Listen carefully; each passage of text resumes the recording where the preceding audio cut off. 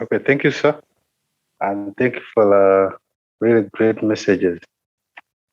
When you start about sales and persuasion, I thought of persuasion tactics. And when you read through them, you really see that they fall under that the data, the information you've been giving us. If I may read some few. The first one is personalized message, focus on problem solving, provide social proof, anticipate objectives, empower prospect decision making, build personal connection, and don't ask for process. Now, I think basically you focused more on a product when you're selling a product. Now, my question is basing on those people who are selling services. Remember, you talked of the example you gave us, and the girl was selling the jelly, and the live example happened, and you picked interest in buying. But now I'm selling a service which is intangible, which I can't move with. Can you give us those techniques you may apply, you may use to convince the client or that customer, and you bring him on or her on the board and take those services? Thank you. I submit. Okay, that's fine. Thank you so much, Weekly. That has been Weekly for everyone. And the question is, you're selling a service, you cannot prove the service. There's an easy way that I can really explain this, is that let's give an example. You were an accounting officer, and you are there trying to show the client whether this will work for them. How you do, back to the question asking, you can just ask a simple, I'm going to use my basic accounting knowledge, which I know, but for you, you're more trained. I don't know. Just a second. The internet is unstable. I don't know if I'm still going through. But just to answer that is that you pull out a pen and paper because you're doing a service. This is an accounting service. You're trying to tell them, like, if you do your accounting books with me, this is what you should expect. Number one, you pull out the paper because it's a service, it's in your head. You pull it out, you're like, number one, we are going to get your income deliverables, subtract them from income receivables, and then the differences. See how you can make profit? This is how you can make profit. Let me ask you, how much do you cost this? How much do you cost that? This is what we shall do to show you what we shall do, what we shall get. Because for services, yes, it is true. It is hard to prove to someone. But like there's a concept you brought there of social proof. And that's why usually they tell, if you're new in sales, it's usually good to get that social proof by social proof, those who don't know what social proof is, to show that you have done this for someone else, you see. And that's the best way it can work for services. When you have done this for someone else, you can just send them, this is what we have done, this was what was gotten. But if you don't have that, you can actually go ahead and do it for free for that person, and give them a free trial. You see, this is the best way services are sold, like Netflix. Netflix gives you a free trial, like, try us for a month and see. You can tell them, let me do it for you for just one day, and then you see how you feel. That is the best way you can answer this part of the sales process, because it comes in, like, a person has to see it either way. A person has to feel it. People only by emotion. So they need to feel something. They need, whether they can't feel it physically, then they have to feel it maybe emotionally, maybe by seeing. So if you are talking of a product, of a service, like for us in Greypointmedia, we sell advertising. What is advertising? So what we do is we have previous work that we have done for other clients. We show you. And if you still feel that the client needs more, they're not moving to the stage whereby they're closing, you can offer a free trial. There's nothing wrong with a free trial, because a free trial, you can always take it back whenever you need it, you see. So that is to answer that question. I hope that gets the answer right. But that's my last question. You have another question? Okay. Yes. Let's say you have sales personnel, or let's say there are many. You have a team of sales, but basically the company is a technical in a technical company. Mm. To the extent, take an example of web designing. Mm. The sales people you have is a graduate of marketing who has skills in convincing and telling people and bring them on board. But when you reach in the field, someone is telling you, I want someone, how do I test you hands-on? Mm. So if you have that team, do you first give them basics on what the company is dealing in, or you just continue giving them techniques on how to convince? And let's say you were tested from the field and you fail, they say you don't know what you're doing. What do you do? Yes, that's a very good question. And it's one of the most important. If we go back to what we're talking about, when we look at the aspect of to be good at sales, you must train. And in that part of training, you see this, I'm just giving you guys the basics on how to go, but in that part of training, essentially you also have to train yourself in the product. You see? The team has to know the product. That's why for us, even at Greypoint, we conduct these other trainings for ourselves, whereby we go through product by product. And that's why Tuesday tutorial is on. To go through product by product, and the person really understands what they're selling, because you cannot sell what you don't understand. That's why the training is essential. The techniques, this is the blueprint. But now to get good at that is that you have to go back and understand the product, because you cannot, going back to the other thing of problem solving, you cannot get the problem solved for a client when you don't know the product itself, when you don't know whether your product can help them, you see. So that's a very good question, and you guys can keep that in mind, those of you who are noting down. Also train in the product, know the product in and out, you see. So that's why if you see network marketing companies, most of them have product training sessions, and then they also have sales sessions. Yes, this is like each of these things I've mentioned here, we can actually go deeper in each one of them, how to train for the product, how to train the techniques, all those things. Like sales teams, big sales teams wake up in the morning and they do role playing, you know, sell to me before they get onto the phones with the clients and whatnot. But it does depend. Like there's an insurance company which we used to work for. And essentially what we'd do in the morning, we'd wake up, you first go through the insurance policies, all of them, okay. And then you call up your friend. You call up your friend and try to convince your friend for 30 minutes. And then your friend also tries to convince you following the sales process.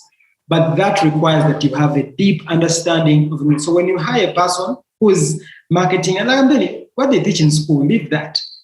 You, in real terms, the person has to be very, very understanding of the product before they can even go into the market to start talking about what? The product.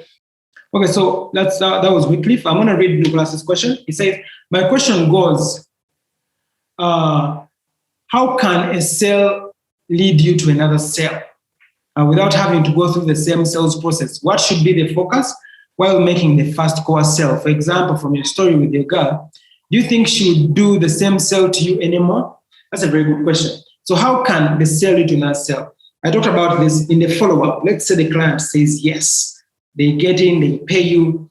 What you do now is keep what we call, let me just remember the statement, is upselling. You keep upselling, keep adding more, even more expensive, because the client has already established the emotional connection with you. So that is how one sale can lead to another sale. And you're asking me, do you think she can sell to you anymore? Yes. You know why? We established an emotional connection that day. So if it means even, because I remember even when she had tried this out, but just at me, the product, I actually never liked it. I'm not a beauty, whatever. But she reached out on Facebook. It's like, if the thing gets finished, yes, I'll send you more. I'll send you more free delivery, you see. And that was a sale. It went through, just that for me, that really wasn't the main thing. But to see that if it was a product that fits into my emotion, what gives me these things of being safe, loved, cared for, getting the daytime esteem, if it fit into that, I would have bought it over and over again. Whether she's in Israel and I'm here, I would have kept on going over and it again. So that is, to answer your question, yes, you can get more sales from the first sale. To simplify, okay, make them buy over. I think you have gotten that. The next question says, when a client says no, does it necessarily mean no? Is it the end of it all? Or is it more of saying he demands a greater appeal to his or her emotions further than what has just been done?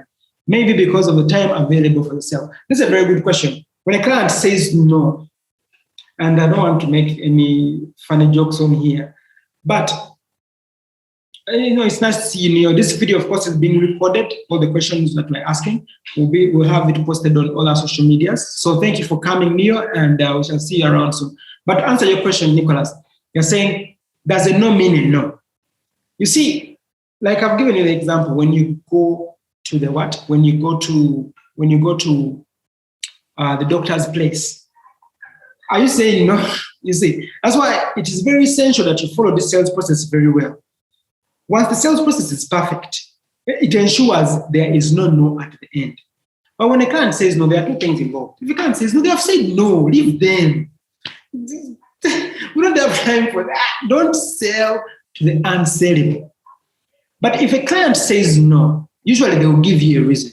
It's like, no, I don't want this at this time because I don't have time for this. Okay, I don't have time for this. You can ask like, okay, when will you make time? When will you make time? When can I come and see you again? Let us shut it down. Let us get it into the calendar. You see, you say, no, I don't have money for this. It's like, okay, that is when now you go back into the pain points. You see, to look at that means if you reach at that point and the client is dilly-dallying, objections are many. It means you have not done the diagnosis very well. You didn't ask the questions very well. And like I've told you guys, each of these points, if I was to list them on here and how each of them actually works, we can spend even a whole night here discussing this. But it is a very deep thing is that once you get to the person and you understand, oh, he's buying this car because he has a girlfriend. There, the sale cannot fail to go through. You see, she's buying this dress because there's going to be, like I gave you, there's going to be an ex at the wedding. My friend, the no cannot come.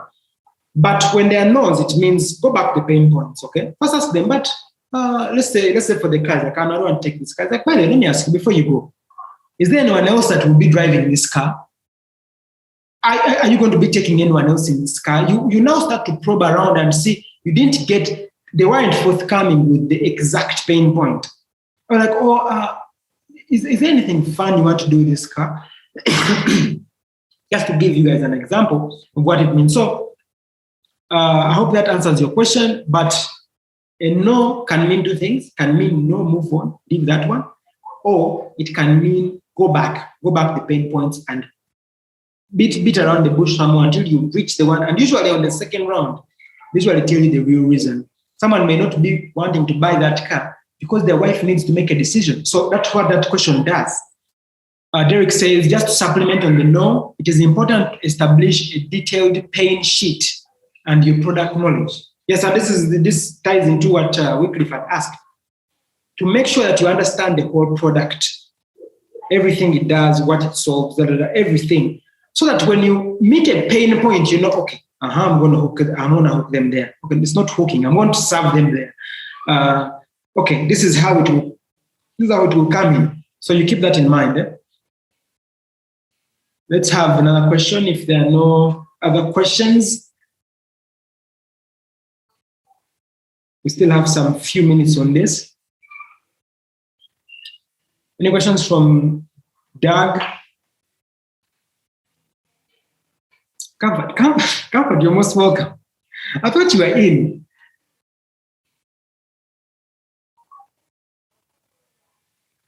If you can just type your question in the chat, that would be awesome.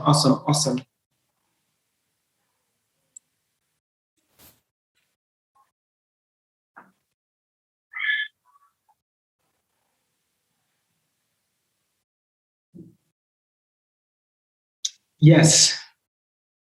Okay, there's a question from Martha in the chat. Thank you so much. Davin, please comment on these three aspects: value, price, and sale. Is there a high or low price? Do I have to compromise to meet the needs of either clients? How intuitive and psychological is the sales process? Thank you so much for this question. Is there a high or low price? Like earlier on I had stated, and this is why you'd be shocked. Like, there are bags, handbags, right? We all know handbags, right? There's the Louis Vuitton, $50,000 US. And there's, I don't know what it is, but you can get it from Owino at 10K. You see, they're all bags. They all carry the same thing, actually. They carry the same thing, but they are bags. But when it comes to price does not matter in a sale when you get that the sale is emotional. People buy from an emotional standpoint.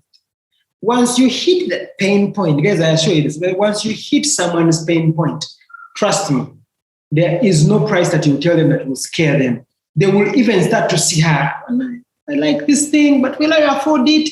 They start to see which land are they going to sell, what are they going to do, where are they going to steal the money from to satisfy, because you have hit the pain point. So that means that most times you do not need to compromise. There's times when I've compromised my sales capabilities was because I felt pity for the client. I'm like, let me just help, because you see, the problem is I see sales as what? As a service.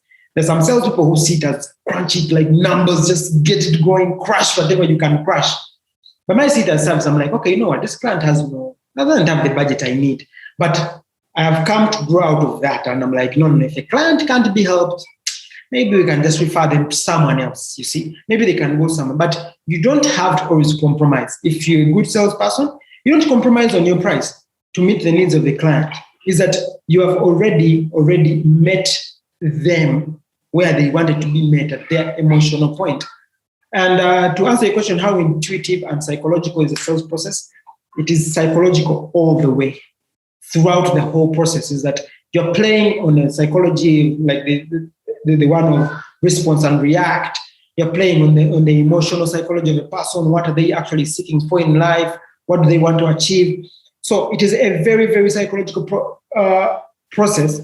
And over time, as we do more of these trainings and we dig deeper into all of these points at the sales process to give real examples of how it would be, you will actually see that it gets really, really psychological at a very, very, very high point. The next question says, thanks for this, Davin. It has been a really powerful presentation. My question is, how do you identify your potential leads versus your level of productivity? What criteria do you focus on to know what clients you want for your business so that you don't spend energy on who would be mediocre clients? This is from Dan. That's a very good question, because it's the stage at which Greypointmedia now is actually going through, is that we are now sort of, after spending some time in the market, we now know exactly the direction we want to go and how we want to position ourselves. So, just a second, the internet is unstable. Let it come through. Okay, I think now I'm okay. So, how do you identify your potential leads versus your level of productivity? I think your question essentially means, how do you not bite more than you can chew? And this is what has, been a pain point, something that became as a pain point for some of our clients at Greypointmedia. We sent them so much business that they could not handle it. So, Doug, I would like to say there is no good problem, like a problem of having huge demand. In the market, you'd rather have huge demand and low supply than to be high supply with low demand, you see. So it is very, very essential that you keep, it's a good problem to have. I would prefer that. Bite off more than you can chew. but be prepared with your level of productivity, be prepared to service the people to the best of your ability. I know this is not very good advice, but it's always good to be in high demand. Let there be more people asking than to be in a situation where you are there and there's no one. No. That is not where you want to be. Be in a position whereby your problem is that it is too much. Abundance is a good problem to have. Don't you think so? Abundance is a good problem to have, you see? And the criteria that we follow, of course, some would say, look at the easiest criteria is price. Can they afford you? Okay, maybe. But maybe the criteria I would look at that would be best is that when you go to this part of the pain point, can you actually solve their pain point? Because this is the point we have reached, that you can actually turn down clients that they have the money, they have the need, but the problem is you actually cannot solve it. You actually cannot solve it. So if you can solve their pain point and you know that you are the best person for it, then please, that is the client that you must have. And then, of course, on your side, do they meet your budget? Do they meet your needs? That's perfect. But if you see that, and this is what happens in this instance, is that you take on a client and they pay their money. You've heard of these people who fail to deliver up to the expectations. And even they have no reason why they didn't deliver to the expectation. And that is because they have gone through and not sieved out the mediocre clients. Of course, you also have to reject if a client comes into your lead generation funnel and they're abusing you. They're like, how much does your thing cost? Blah, blah, blah.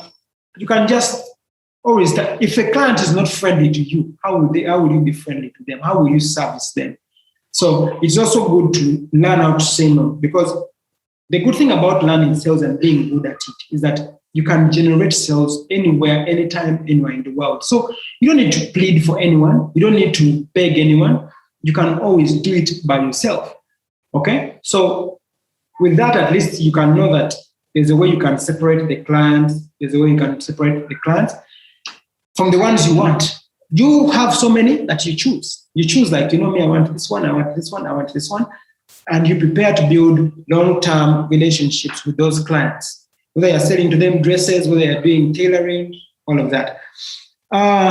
Coming in from Comfort, thank you for the presentation. Could you talk about closing the client?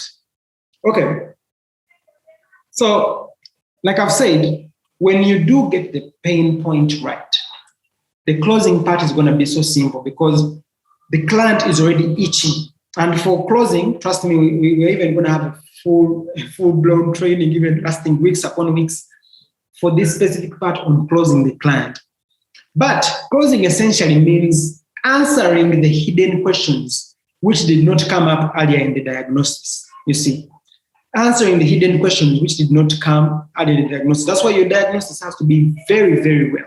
Has to be done very well so that the objections are dealt with when you are asking the questions. You want the person to reach the closing when they are giving you the what? The money. But let's say you reach that point and you are still, like, the client is not coming around, they're giving so many excuses. Each of those excuses has a reason, you see. Let's say, I'll give you the perspective, is like, you're too expensive. You're too expensive essentially means that I don't think you're worth this money. I think, so there are two ways you can go about that. That's not the client you want, or there is a pain point you have not yet addressed. So to me, closing is always going back to diagnosis.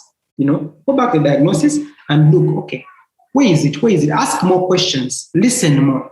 You see, when it comes to closing, it is better to go into persuasion mode where you listen more. It's not about your product anymore, but it is their life. Go into their life and see how they see the product. If it is a dress, see, like, okay, why do they need this dress? And coming up the closing, it should be a smooth breeze.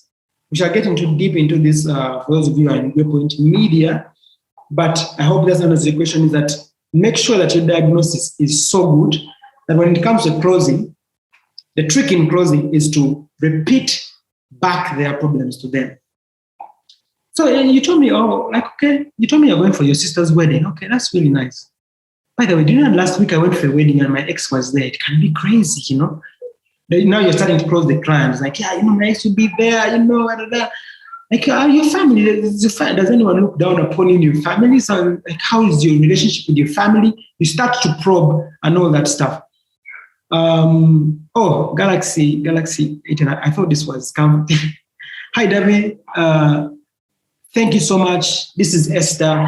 Talk about overwhelming debts in a sales business.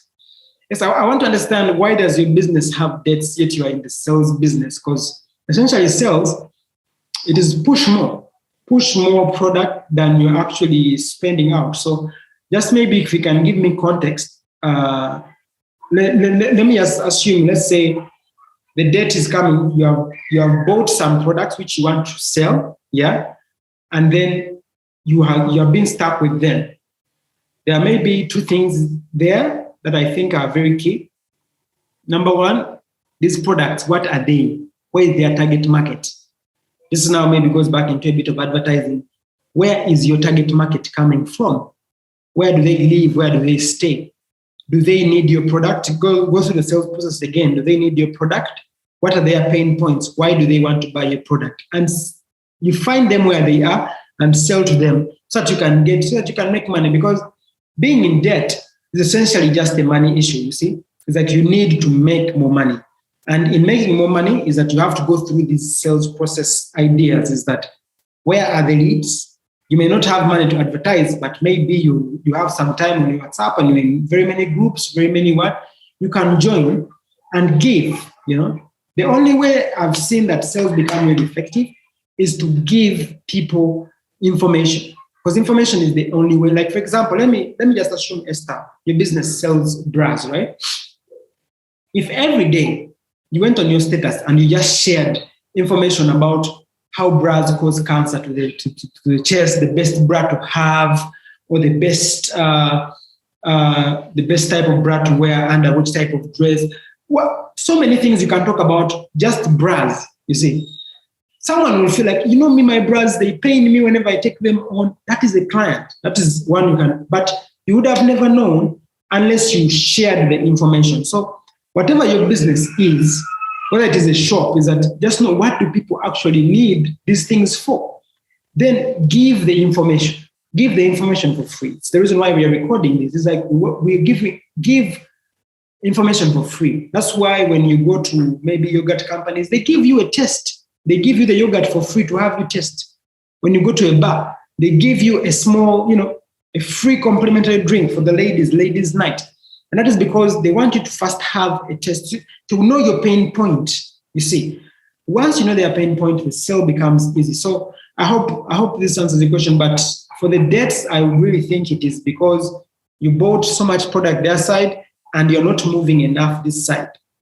The number one thing and that means that for you, Esther, you have to really, really now look at sales. So get that book.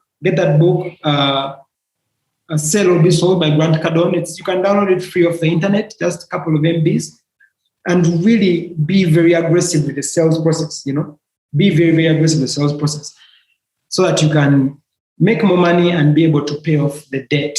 That would be very helpful. So I think there's a person here who hasn't yet asked the question. Kaganzi Victoria. Kaganzi Victoria, if you have a question, that would be great. Derek, let's get a question from everyone, so at least we know that everyone has taken something from this. But overall, as I wait for the questions to come in, I want to thank everyone who has been on this call. Thanks to those of you who are listening in on this after this. Those of you who are watching this on the different channels for Greypointmedia, we thank you and we appreciate all the love and all the even the hate in the comments is also very much okay. Okay. I'm just giving room for one more question, as this has been 1.5 hours. Had planned for 2 hours. But this makes it simple. But maybe you guys can tell me, for the sales process, would you be interested if we went step by step? Like, for example, when you say lead generation, how do you actually find the leads? You see, would you be interested in a training specifically about leads? Would you be interested in a training specifically about qualifying leads? Like, when you get the leads, can you actually ascertain whether they want it or not? Would you guys be interested in each of these topics for us to go deeper? Because if it's an interest from you guys, it would be really helpful for us to know. And I think maybe after this, I'll send out a small Google form to know where we can take this to. But each of these in the sales process goes much, much deeper. There's much more. We can look at even just lead generation itself. How do you get leads using radio? How do you get leads if you have no money? How do you get leads if you have no money? We can always look at that as something called cold calling, Some point of call all the people in your phone. Call them and tell them like, hey, this is what I'm working on. How have you been? Do you know anyone who can? But let me give you, I think this will be a very good answer to Esther. So let's say, Esther, I don't know what business you're doing, but I'm just assuming it's bras. I don't know why I'm assuming it's bras, because I met a person who was selling bras today. But as your business is selling bras, the easiest way you can get money, just give me a second, the internet is unstable. I don't know if you can still hear me, but the easiest way you can get business right now is one day I activated, it's called the activation of the phone list. I am sure you have more than 50 contacts in your phone. And how do they enter? How do contacts enter your phone? You have either met that person or someone has introduced you to them. So you can reach out and say, hey, Davin, I'm in your phone. Like, just send me a message like, hey, Davin, I'm Esther, and this is what I do. And I have this small promotion going on. Can you refer to me a person who you would think? Can you refer to me a person? You don't ask them to buy. Don't ask them like, buy from me now, buy now. No. Can you refer to me a person who would need this? That's a very powerful statement. Is that, and I want to share close that. Can you refer to me a person who would need this? I remember early on when Greypointmedia just started, is that this is what I did to drum up our first business, which we even still have up to now. Is that I just asked, is like, can you refer to me to people who would need this? And you'll be shocked. Just send it to all your people. And they will come in and say, they will come in and be like, okay, wow, oh yes, there's a friend of mine who wanted this, I'll give an example. Recently there's a company where we buy gas called Ven Gas. They reached out to us and all they are saying is, refer us to a friend. Don't buy from us, refer us to a friend. And it becomes very powerful in a way that if right now I knew a person who wants gas, like, hey, Nicholas calls me, like, hey, you know what, I'm moving into a new house, probably is moving into a new house. I need gas. I have a place where I'm just going to send him to. And that's because they reached out to us. They have our phone numbers. They didn't ask us to buy. They asked just to refer, Anyone whom you know who needs this, just tell them to come. So that's one of the ways, let's say, when we talk about the first step, lead generation, how you can generate leads for a business without having to spend money. Okay, you spend a bit on SMSing and whatnot, but that is money anyway. You would have already spent. When we say maybe establishing interest, I'll give you just an example. Let me go through them and just give an example. To establish interest. So I refer to you, my friend, send you their number, like, oh, this friend of mine would need your bras, right? Okay. Then you talk to that friend, be like, hello, Davin 2. Davin 1 referred me to you. Are you in the market? Of course, like I said, this is being recorded to be on all our social medias. And those of you who are just coming, I see Crefas has come in. You're most welcome. And who else? I didn't see the other person, but we'll share this on our social medias, but I'm going to summarize everything. You can just ask. It's like, Davin 2, are you in the market looking for bras? Like, yeah, by the way, yeah. If they say, no, I'm not, you can go back to what you asked your earlier friend. It's like, yeah, this is the business I do, and I thank you so much for taking this call. But if you have anyone who you can refer me to, referral becomes very powerful when you don't have money for advertising. And that is a way to establish interest. Ask the person, are you looking for this? Are you in the market? Would you be interested to get this? You see? So that the person does not feel pressure that if they say, because you don't want to put the people in a situation whereby they have to say yes or they have to say no, then they lose your friendship. It's just them. It's just a suggestive thing. It's not like, hey, buy this now, get it from me right now. And I see this a lot on our subgroups. It's like, for example, everyone who is here is because maybe you saw this on a status for someone, you saw it in a group, and you have decided to come. No one forced you to come. And that is a sale. Let's say if this was a sale, we have 14 people here, and that's a sale done. There is no forcing, there is no pushing anyone, you see. So that is what can happen when you establish interest. And then this one of diagnosis, you can really, really go deep on it. And how do you diagnose, like which questions do you ask? There's what we call, just to give you guys an example, there's a 3-question loop.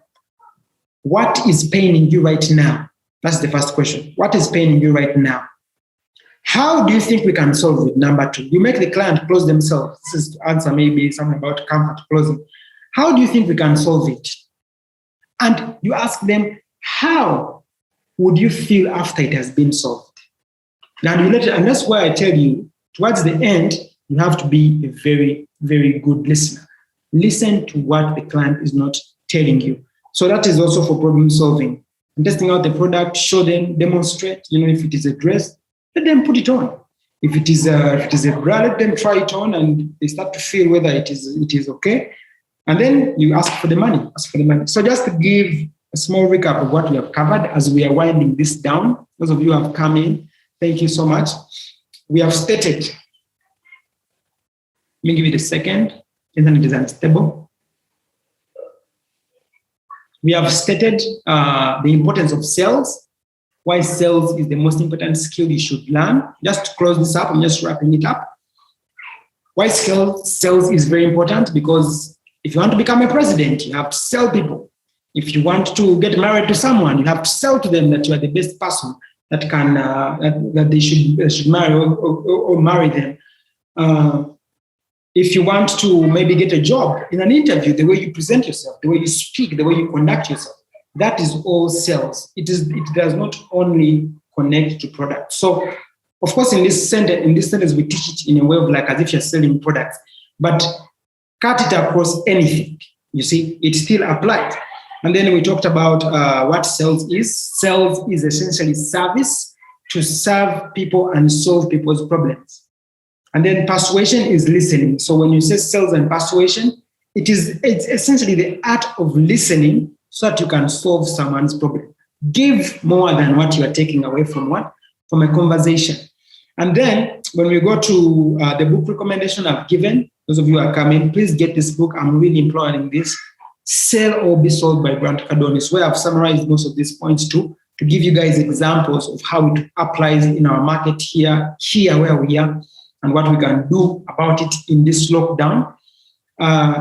Book recommendations, Sell or Be Sold by Grant Cardone. Let me just send it to the group again. Sell or Be Sold by Grant Cardone. Get this book. It will give you the basics of selling before you can even get into any other training. And then how do you get good in sales? How do you get good in sales is by attending trainings like this. And you guys will let us know whether we should continue doing more of this so that we can really dig deeper into the subject of sales. You have to attend trainings, train yourself, because this is not taught in school. We do not have sales 101 in school. Then go out there and sell. Like I said, I started from a supermarket. Go start selling anywhere you can start selling, whether it is insurance, whether it is car insurance, whether it is boxes, whether it is what. Get into the sales thing and start selling, then review and keep on repeating. Train, sell, train, sell, train, sell. And then understand the sales process. As if you have come in, you can note this down. Number 1, get the lead first. Establish who wants your product, okay? Who wants what you have? If it is marriage, who do you want? I want that person. I want to marry this girl. I want to marry this boy. Establish the lead. After establishing the lead, qualify the lead. Do they want what you are selling? Number 1. Does that girl or boy want to marry? Does that child want to listen to you? Does that job actually want you? You may want the job, but does the job want you? That's a question to ask, you see? But after establishing that, then now we start to establish the diagnostic. If it is a job, what exactly in this job can I bring deep inside? What is their pain point? They are saying they need a sales manager. Okay, that's well and good. What exactly do they want to achieve with the sales manager? You start to ask the questions. Let me tell you, if you're in an interview, you can actually ask the questions. That's why for us, when we're doing these interviews, I think I've done it with Derek for Greypointmedia. We ask people, ask us questions, And there's actually, I had an interview once, Banda is not here, but I had an interview once where I actually learned something from the interviewee, that I was the one interviewing, you see. So, but that's because we opened it up. Ask the questions. You can ask them what is the biggest problem that this company is facing that you believe that if you got me, I can be able to solve it? That is a very powerful question to ask in an interview. Let people not lie to you that go in an interview and accept those government interviews. That one's they are set in stone. But if you're in any other company that you want to work for, they have advertised for a position of sales manager. Go in and say, if I come onto this team, tell me, what is the biggest thing? Because you are trying to establish their pain point.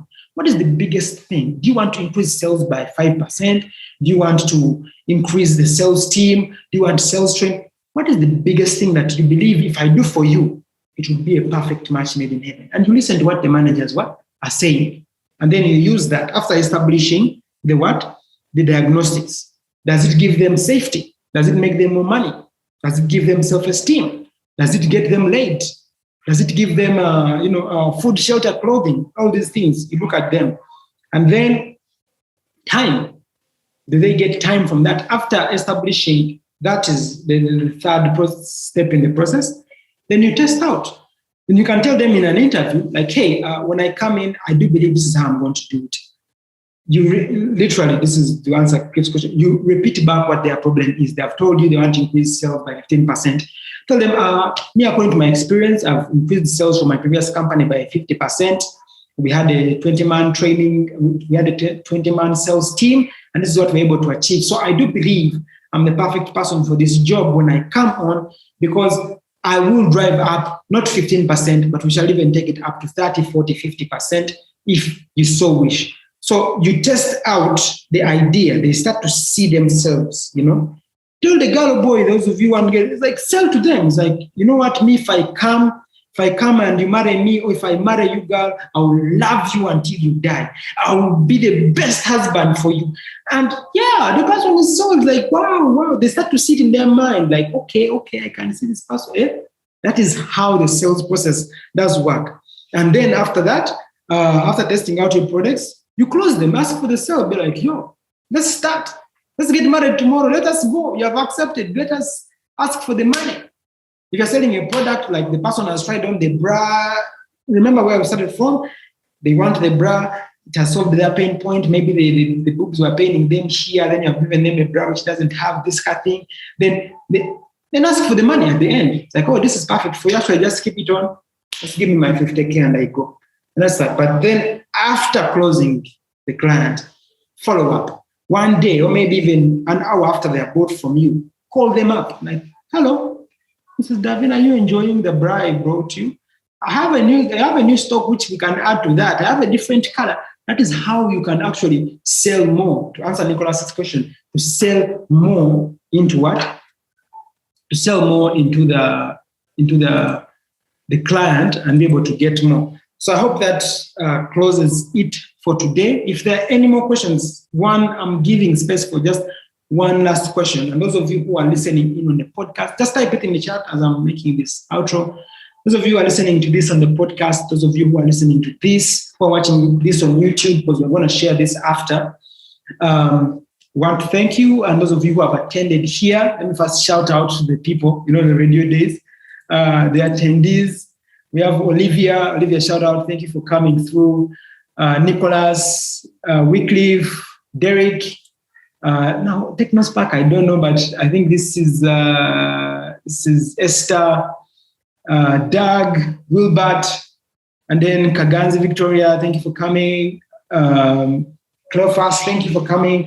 Comfort, everyone. So one more question. If there are no questions, I would like to end this. But just to close this off, I just want to say, I think the thing sells where it started out for me was like not having a job. When you don't have a job and oh my God, you're living with your parents or anything like that, they're like, oh, what's the easiest way to make money? If you Google it, the easiest way to make money is actually sales. Go somewhere, anywhere in the world, whether they take you to Saudi Arabia, whether they take you to Canada, whether they take you anywhere in the world, the number one thing you can make money with right away is the ability to sell. And that's why businesses pay us, Greypointmedia, to help them get clients and sell. Anything that makes people money, sales is the biggest thing. So I really implore you guys, let's take this seriously. Let's learn, get that book, establish the fundamentals, start to train out, all this, because even the speaking, even the what, all that comes from the ability to sell. Like if I had a product to sell, you guys, at least I know I would have 15 customers right now today. right there and then. But I'm just here to share with you the little knowledge I've gained for the past 2 years and say it is the only thing I believe even this country needs. This country needs salespeople to be able to work. No, to be honest, this country needs salespeople. Let me give you an example. In economics, the reason why maybe we borrow money from abroad is because we are not selling enough of our agricultural products. We are not exporting enough. And that is because we have no salespeople. So salespeople are in high demand right now. And the best thing you can do to prepare yourself for the next 5-10 years is start learning this amazing skill of the ability to sell. So thank you so much for everyone who has attended this. I really appreciate. And if there's any, maybe if we get off, you guys can send your messages, what you have learned, what you wish to learn more. I would like to get everyone. Okay, Shaba Wilbert has raised the hand. Yes, Shaba, you're most welcome. You can ask your question. Thank you very much for a wonderful presentation. My question is, if you have a company, how do you identify someone can sell? And another question is, can really be everyone be a seller? Can everyone sell?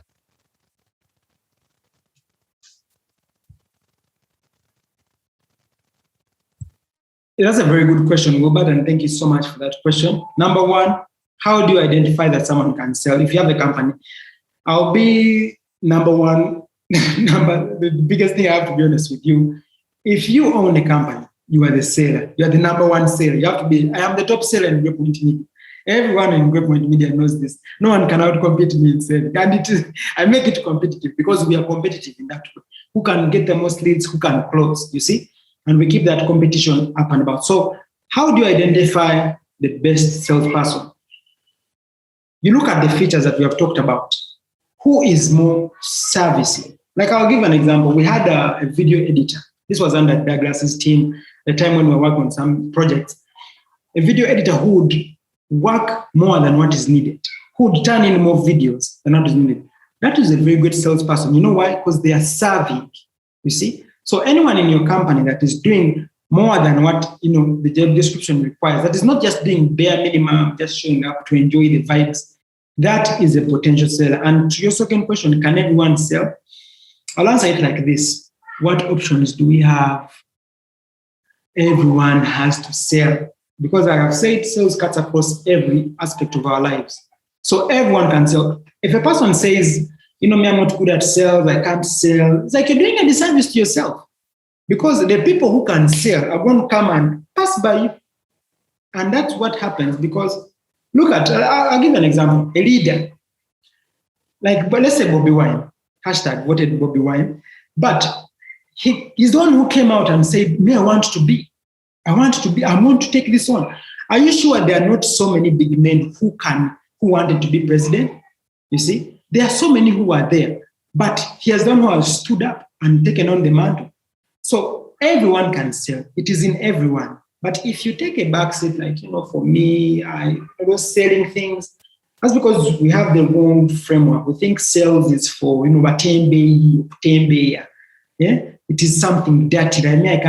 If you can't sell, it means you can't progress in life. You can't get that job promotion. You can't get the girl you want.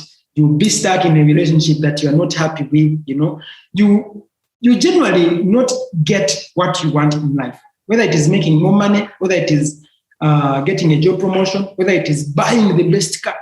Because let's say you have 50 million and the car you want to buy is a Mercedes-Benz.